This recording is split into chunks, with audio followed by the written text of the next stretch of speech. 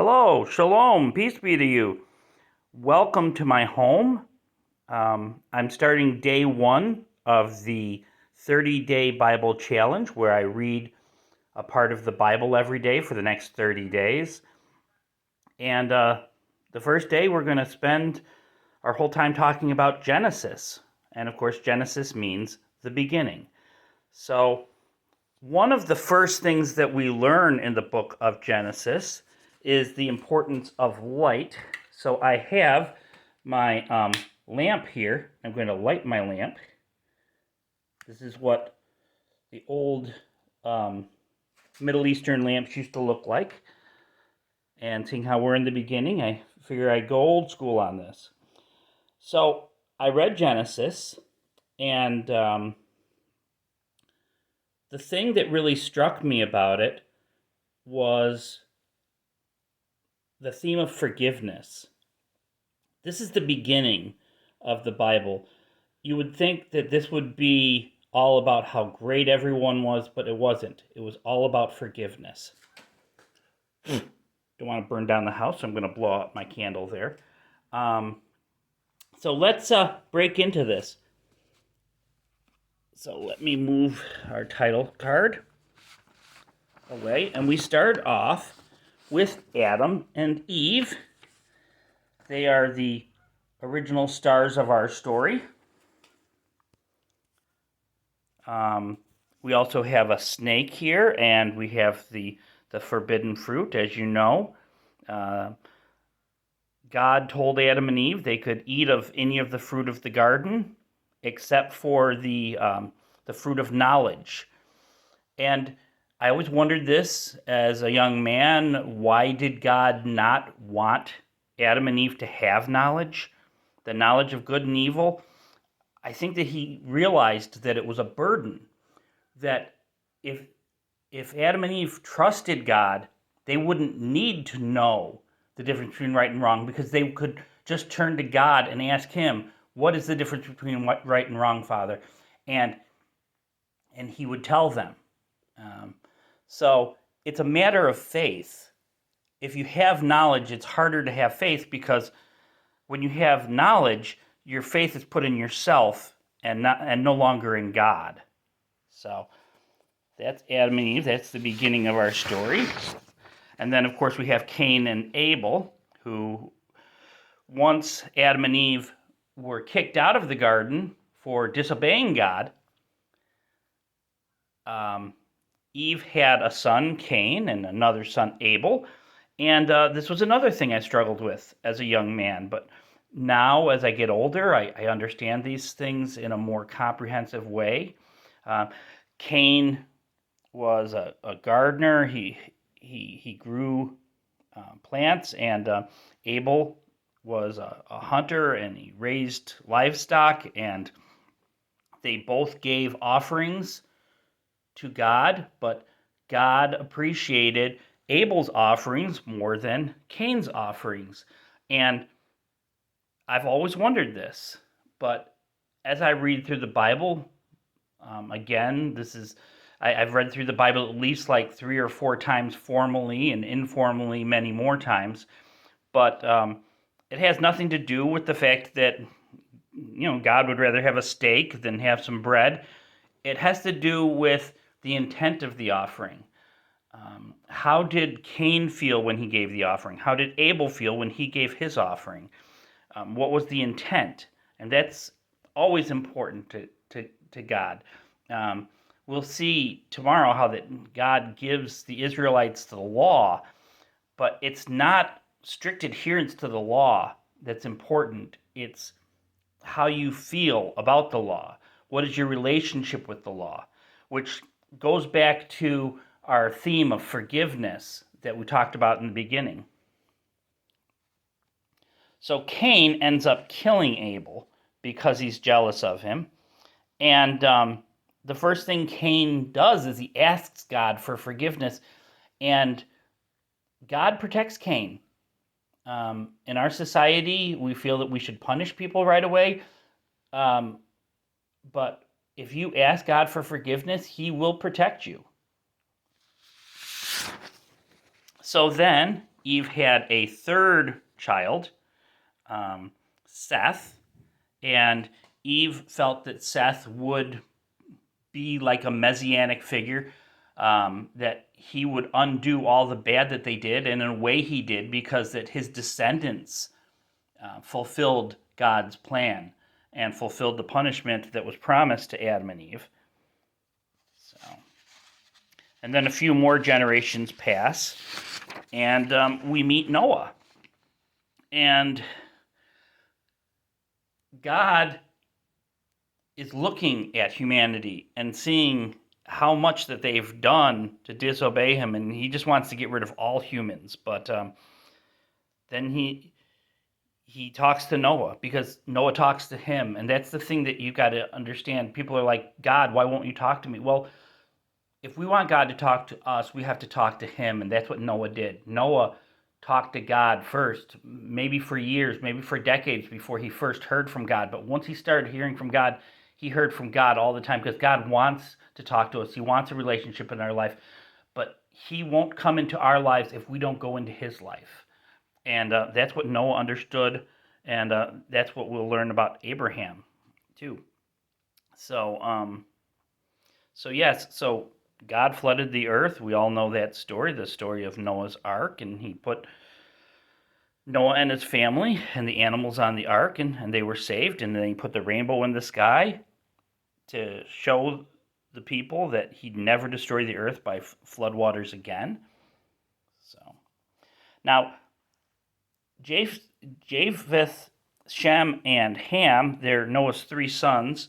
And the way we look at this now is that Japheth went up north toward Europe, and Shem went to the east over by Asia, and Ham went down to Africa. So Ham will be the father of the Africans, of the Egyptians, that will cause a lot of trouble for the people of Israel. And Shem is going to be the father of the Israelites. And Japheth, we don't hear too much about him, but he's the Europeans, and we'll learn about more of them in the New Testament.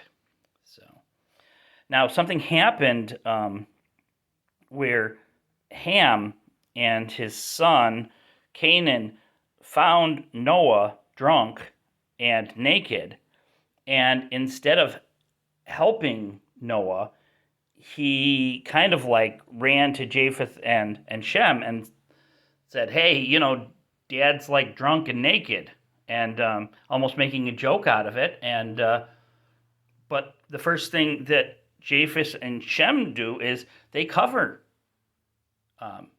Noah, and they respect Noah. And this has to do with what we'll learn later on about the Ten Commandments and respecting our parents.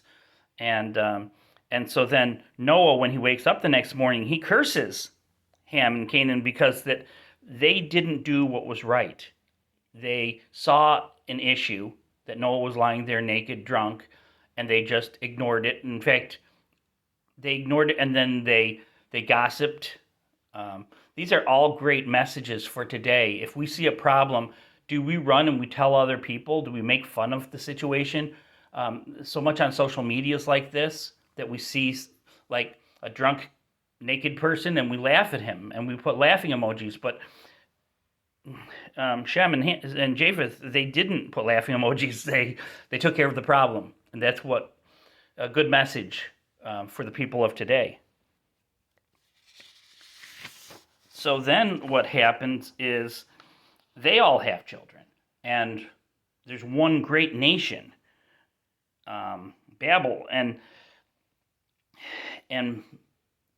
the people of Babel become smart because they're descendants of Adam and Eve, and Adam and Eve had discernment between right and wrong, so they were very intelligent.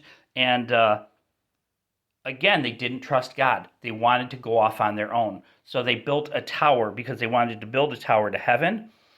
They wanted to escape a flood, so it had to be a tall tower. And God looked at the people and saw what they were doing and said, these people are wasting their time. I've got to stop them, because instead of doing important things, they're building this monument to themselves. I've got to stop them. So he confused their language. He made them all speak different languages, so they became confused. Again, the more knowledgeable we are, the more certain we are of our knowledge, the less we rely on God. So God confused them to save them, because if they're confused, then they will trust God more and they will turn to God more, because as much as we think we know, God knows more. So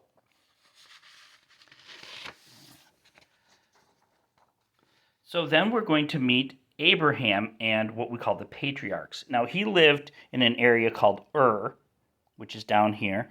The promised land of Canaan is up here. This is where most of our story is going to take place. This is the promised land. This is Egypt. So we've got Egypt, we've got Ur, and we've got the promised land. So let's get into our story. Because up until this point, there's a lot of allegory, there's a lot of parables. But now what we're going to do is we're going to concentrate on one family, one man named Abraham, and he's going to be the father of all of the saved people. Abraham, again, like Noah, he talked to God, and God talked back to him. And God said, I'm going to make you a father of many people, many great nations. And Abraham was very old, and he didn't trust God because his wife was 100 years old or something, And so Abraham said, well, obviously, if I'm going to be the father of a great child, it's going to be by my maid, not by my wife. So he had an affair with his maid. I think it was his wife's suggestion that he has the affair with the maid, and he has a son named Ishmael. And he felt that Ishmael was going to be the chosen one. And God said, I didn't tell you to have an affair with your maid. I told you to have a child. And, I meant it for Sarah to be the mother. And Abraham didn't understand. Again, he relied on his own knowledge, not on trusting God. So that was the issue there. So then they sent Ishmael away, which is why he's walking backwards. And Sarah becomes pregnant, even though that she's very old. And she has a son named Isaac. And Abraham obviously loved Isaac. And the first thing that God tells Abraham is, okay, well, now that you've got this son that I promised you, I want you to sacrifice him to me. I want you to go out into the woods and build an altar and sacrifice the thing you love most. And Abraham obeyed. And the thing I love about this story is that Abraham went out into the mountain with his son and his servants. And he told his servants to stop. And he said, me and my son, we are going to go and we're going to make a sacrifice to God. And then we are going to come back. So Abraham, even though he intended on sacrificing Isaac, he knew that God would provide a different sacrifice, a substitute, a savior for Isaac. And so when they get to the mountain, the top of the mountain, and Abraham sacrifices Isaac, he ties him up, he puts him on the altar and goes to slaughter him, and an angel of the Lord stops him and says, you intended to do, you did what God asked, but you knew that the outcome was going to be different than what normally we would think. Oh, well, if God tells us to do something and we're going to do it and that's what's going to happen. But no, there's always a third choice, and that third choice is why we need God to trust us. Because if we go on our own knowledge, if we rely on our own interpretation of events, we will end up doing the wrong thing. But God steps in if we trust God, if we keep that line of communication between us and God. So then Isaac has twin sons, Esau and Jacob and Esau. Esau is born first, but the nursemaid says, even though Esau is born first, Jacob is going to rule over Esau. And Jacob tricks Esau into taking his birthright from him. And then Jacob, even though he got the birthright from Esau, Esau was still a lot stronger than Jacob. So Jacob was afraid of Esau, so he ran away. And when he ran away out into the desert, he had this dream. And the dream was like a stairway into heaven. And those are our three patriarchs, Abraham, Isaac, and Jacob. These are the three people that our faith is built around. That's why they're called the patriarchs or the fathers. So in this dream, Jacob wrestles with God. He wrestles with the angel of the Lord, and the Lord renames him Israel. Names are very important in the Bible.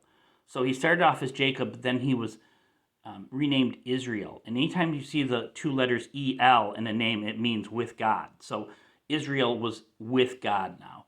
Not only did Jacob get a blessing from his earthly father, Isaac, he got a blessing from his heavenly father, God. So Esau catches up with Jacob. And Jacob, he starts buying him gifts, and he's like, whatever, I'm sorry that I tricked you. And Esau says, I forgive you. Again, we have this theme of forgiveness throughout. Cain was forgiven. And now Jacob is forgiven. We'll see some more forgiveness. In fact, the last part of Genesis is about the theme of forgiveness. So then Jacob he marries two sisters. He wanted to marry the one sister, but he got tricked into marrying the older sister. And then he's like, well, I still want to marry the younger sister. And his uncle said, yeah, you can marry both women. That's fine. So he married both women, and they had trouble getting pregnant, and they prayed to the Lord, because women, their relationship with the Lord, it's funny how that we don't recognize the matriarchs of the Bible. We don't recognize the women of the Old Testament, but they're so important to the story, and they're so important to our salvation that, if we had more time, I'd like to get more into them. But right now, like I said, we're going to do this in 30 days, read the whole Bible. So it's important we go quick.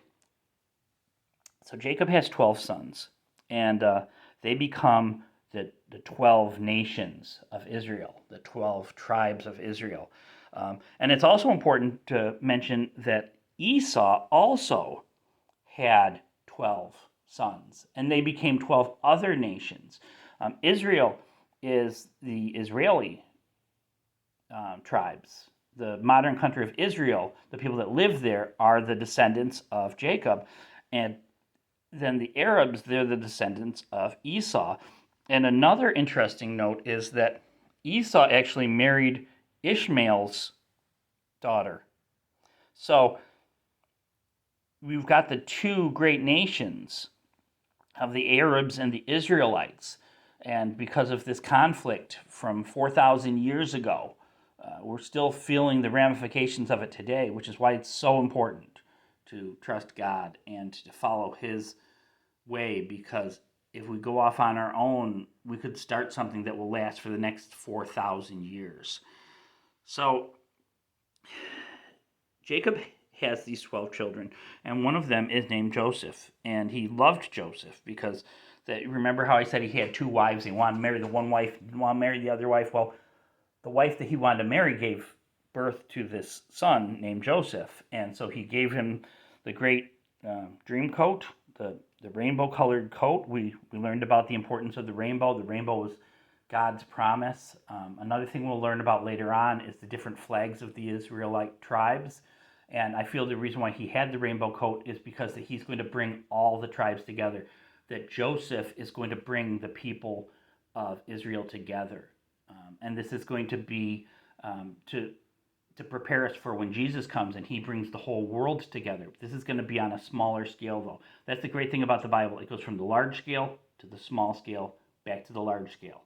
So not only do we look at the Bible from beginning to end, we look at it from vastness to specific. It's like we zoom in and zoom out on humanity as we go through the Bible. So Jacob loves Joseph, and his brothers become jealous of him, and they throw him in a pit. Then they sell him into slavery, and they actually sell him into slavery to the descendants of Ishmael, the Arab traders, slave traders, and they bring him to Egypt, and then they go.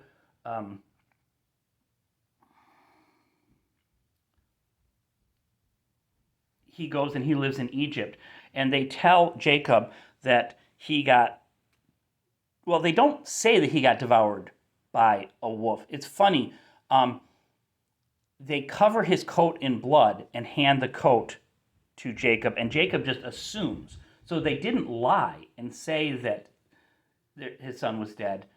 He came to the conclusion that his son had died on his own. That's another thing that's important, is people, they don't always lie. It's like when Cain killed Abel, God said, where's your brother Cain? And instead of saying, hey, I killed him, he said, how should I know? He didn't lie to God. This is another thing to understand, is that we don't have to lie to lie. We could just hand somebody a bloody coat and let them come to a conclusion on their own, and that's what happened in this case. So what happened is, to cut a very long story short, is that Joseph, he trusted in God, and he was sold into slavery, and because he trusted in God, he was given, he was made the second in command in Egypt, and just as his dream, he had this dream that his brothers were going to bow down to him, and when the people of Israel needed the people of Egypt, they came to Egypt asking for help, and Joseph helped them. He forgave his brothers. And again, that's the message of this book. This book, Genesis, it means in the beginning, but the message of it is forgiveness, because it's going to set up the forgiveness of God, that someday God's going to forgive us. And it's just a great way to start the story. So I look forward to meeting with you again tomorrow for Exodus, which means exit. Thank you very much. Shalom.